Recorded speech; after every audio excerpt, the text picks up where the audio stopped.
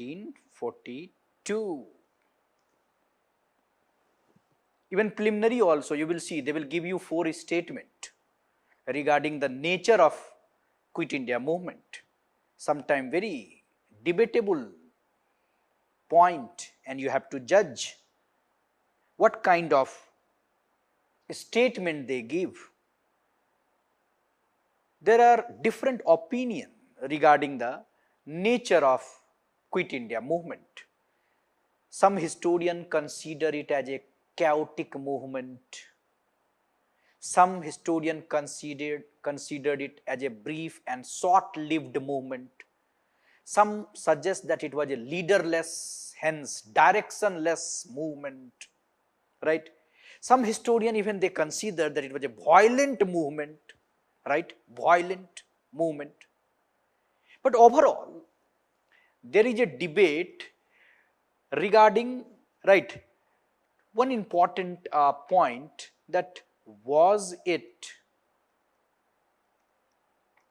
a spontaneous outburst? Was it a spontaneous outburst or an organized, right, rebellion? Rebellion, see this word, organized rebellion. So this kind of opinion you have, right? So it was a spontaneous outburst, or it was an organized rebellion, right? So there are different opinions regarding the nature of Quit India movement. And as I indicated, they can give you 3-4 statements in preliminary examination and you have to judge. But you would be in a position to judge those statements if you have idea about the development of Quit India movement. How exactly, right, it developed. So when we start discussing the development of Quit India movement, right, we generally start this story, right, from August. If you have some information, on 8th August 1942, and then 9th August was the beginning.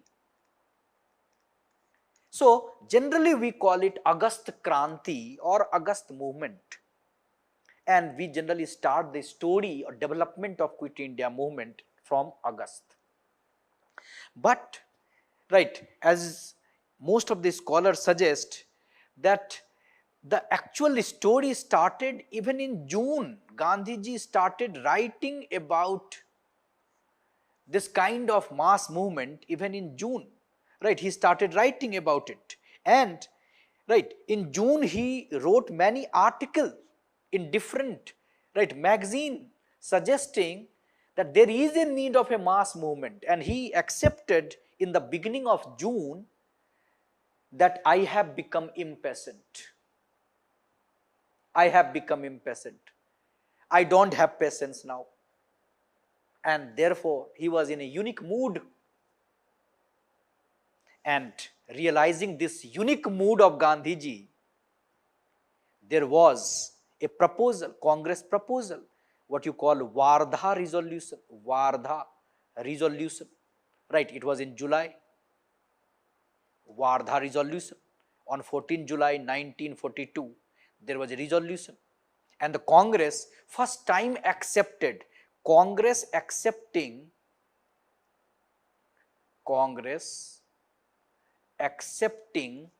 right, the idea of struggle, mass struggle. And after this acceptance, right, you will see the real, you can say, acceptance or ratification of this acceptance in August, right, in Bombay, and the place was what you call Gwalior Tank.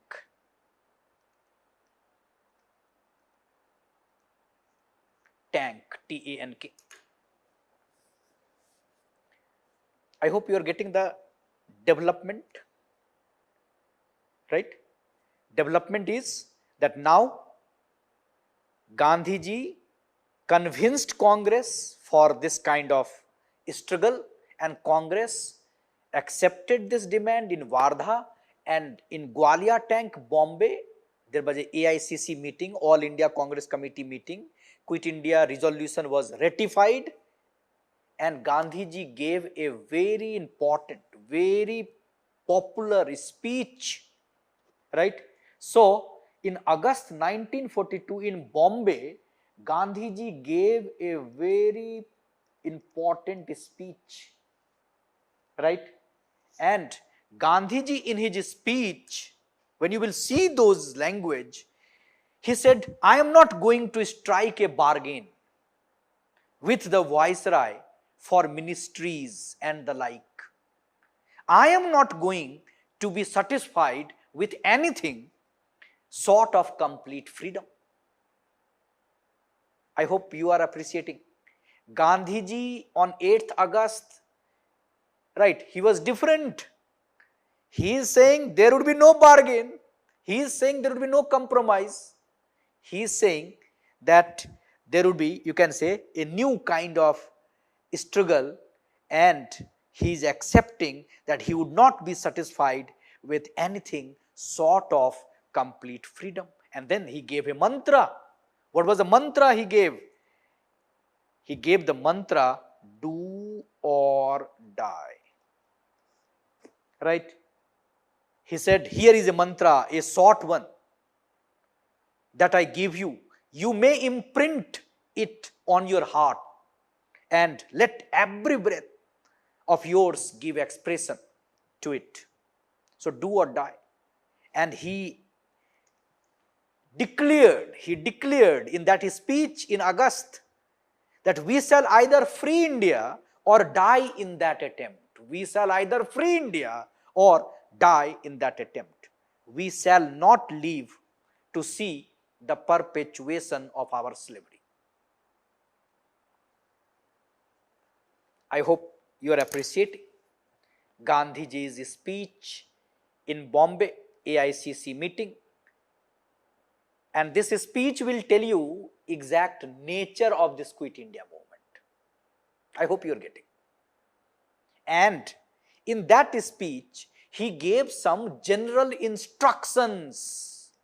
He gave some general instructions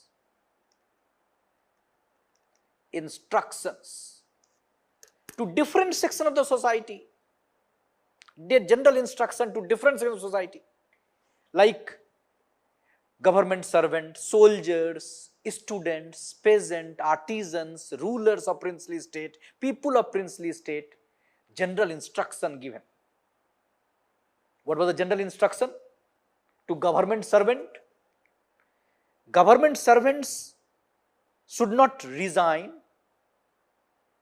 Instruction was they should not resign, but they should support Congress.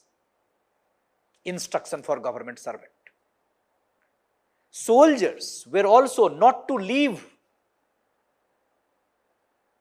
but they were to refuse to fire on their own people. So there was instruction for soldiers. So instruction for government servant, instruction for soldiers. Then there was instruction for princes also. The princes were asked to accept the sovereignty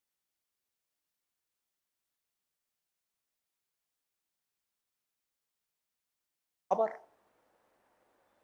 Then the people of princely states, they were also instructed, the people of the princely states were asked to declare that they were the part of Indian nation, and that they would accept the leadership of the princess if the princess cast their lot with the people and not otherwise.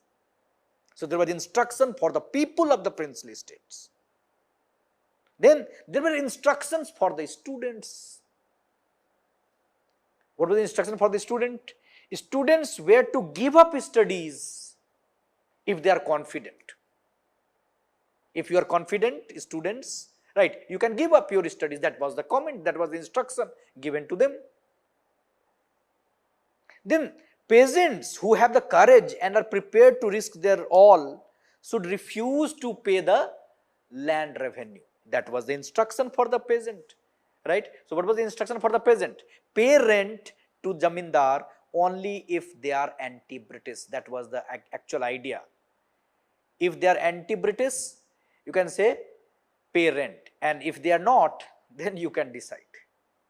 Are you getting it? So you will see that instructions given to all those sections of the society. You can decide. Some historians say that these instructions suggested what? There was some organization, there was some planning. Is it okay? Instruction given in that speech. And after this instruction, right, you will see that in a single sweep, all the top leaders of the Congress, right, were arrested. All the leaders were arrested and they were taken to unknown destination. Operation Zero Hour was launched. Most of the leaders were arrested. And when most of the leaders were arrested, the Quit India movement became what? Leaderless. I hope you are getting it. So on 9th August 1942, what was the situation? Now all the top leaders arrested. So therefore, Quit India movement became leaderless. Gandhiji was also arrested. And after that, you will see spontaneous response. You will see how instantaneous reaction among the people. Lakhs of people started coming to Gwalior tank and they all started, right, protesting against the authorities. Classes started in Bombay, in Ahmedabad, Pune, Delhi, Kanpur, Allahabad, Patna, Banaras. So you will see protest started and government responded. How government responded? By gagging the press. Some newspaper like National Herald, Horizon seized publication for the entire duration of the struggle. Right? People started expressing their anger. Now they started attacking all the symbols of the authority. They started attacking police station, railway station, courts. National flags were forcibly hoisted on public buildings. And in the district headquarters, many district headquarters, satyagrahis started offering arrest. Students started strike. Workers, they started strike. And in Jamshedpur, there was a strike for around 13 days. So, gradually, this reaction was becoming rebellion.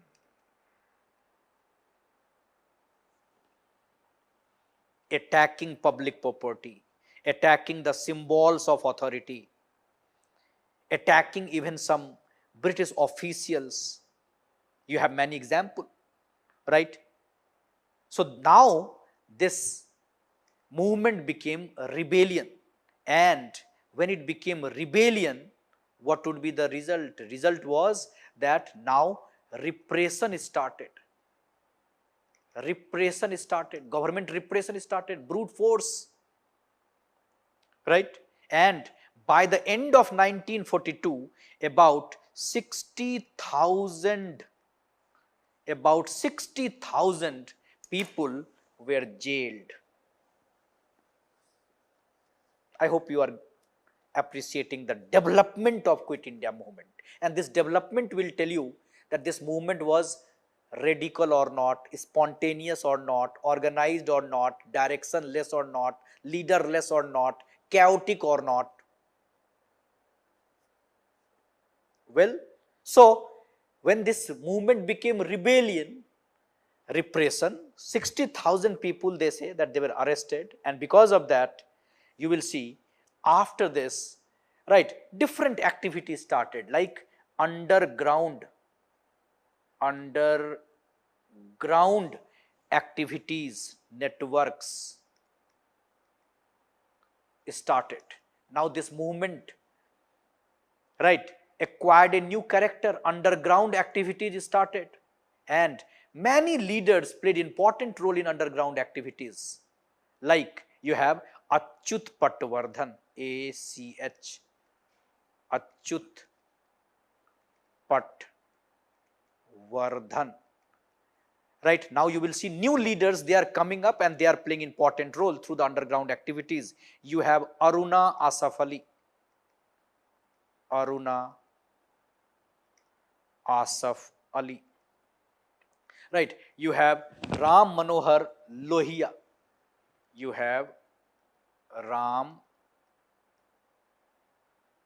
Manohar Lohia. Right, then you have Sucheta Kripalani, Sucheta Kripalani. Then you have Chotu Bhai Puranik, Chotu Bhai Puranik. Right, then you have, right, all these leaders started playing important role. You have Biju Patnaik, you have Biju Patnaik, you have RP Goenka, RP Goenka. You have very important, very popular, right, he came out of that Hazaribagh jail, right, his name is a very popular man, Jai Prakash Narayan, Jai Prakash Narayan, popularly called JP, Jai Prakash Narayan. Right, right. Then you will see that some women also, like Aruna Asaf Ali, I already mentioned, Sucheta Kripalani, Sucheta Kripalani, right, also played important role. Right, then Usha Mehta, known for running, right, underground radio. Usha Mehta played important role. Then some very popular industrialists like Sumati Morarji, Sumati Morarji. I hope you are getting that. Like if we can remember, as you know that they are asking question from these, right, you can say names. Sometime they will ask you that this, right, you can say nationalist was related to Quit India movement or not. So they all, now the Quit India movement acquired a new character. Why? Because underground activity started, right? Then gradually in some area you will see that, right, it acquired again a new character. Why? Because parallel, right, governments were established, parallel governments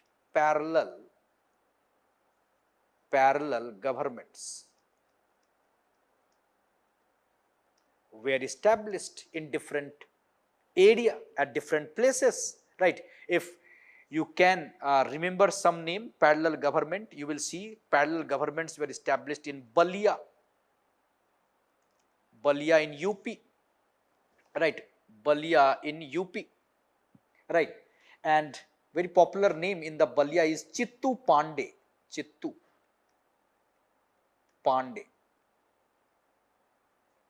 So Balia, you will see parallel government. Then you will see Tamlak, Bengal, right, in the Midnapur, Bengal, where you have Jatiya Sarkar. Jatiya Sarkar. They called this government as Jatiya Sarkar, parallel government. Now they were saying our government, right? I am not, like, we are not going to accept your government. So Balia, Tamlak, parallel government. Then you have Satara, Maharashtra, very effective government, right? So Prati Sarkar, Satara. Then you have in the Karnataka also Dharwar, Dharwar, parallel government. Then you have, right, in Odisha also Balasore, Balasore, and you have Talcher in Odisha, parallel government. So parallel governments were also formed at many places. At many places, some parallel courts were also established. People's court were also established. So people's court, like, right, Naya Dan, Nayaya, Nyaya Dan or Nyaya Dhyan, right, Mandal, right, were formed. They are called People's Court. People's Court, right? So you will see the movement acquired a new character. Underground activities, parallel governments were established, right? And the movement is spread to regional and remote areas, right? I gave you example of Bihar, Eastern UP, which actually is considered as the storm centers, then Midnapur, Odisha, Maharashtra, Karnataka, right? So you will see that the movement started spreading. Then force also started spreading. You can say force was also there, right? So state started repressing this movement, and because of that, in 1943, you will see Gandhiji in jail only started a fast, right? And Gandhiji, when he started a fast, he refused to condemn people's resorting to violence. This is very interesting. So in 1942, right, Gandhiji was saying that, right, right, I will not condemn this violence because this violence is against a larger violence, violence by the state. So this is very interesting in the Quit India movement, right? So Gandhiji also started fast, and there was a demand of Gandhiji's release in this movement. So there was a demand, but Viceroy and his officials remained unmoved. So Quit India movement continued. Quit India movement continued. And when they came to know about the health, you can say, deteriorating, right, Gandhiji's health, so they started expecting, that when Gandhiji will die. So they started arranging the, right, all those preparation, all those, right, preparation they started doing for the death of the Gandhiji. So they realized that, finally Gandhiji's death only can save them. Otherwise, right, Indians now are ready for the, right, you can say, this ultimate, right, the demand, what is called freedom, right? So this movement created a new kind of, right, situation for the British government, new kind of situation for the British government, right? So when you see how this development developed, you can easily understand that what exactly is the nature of this movement, and what we can easily say that the element of spontaneity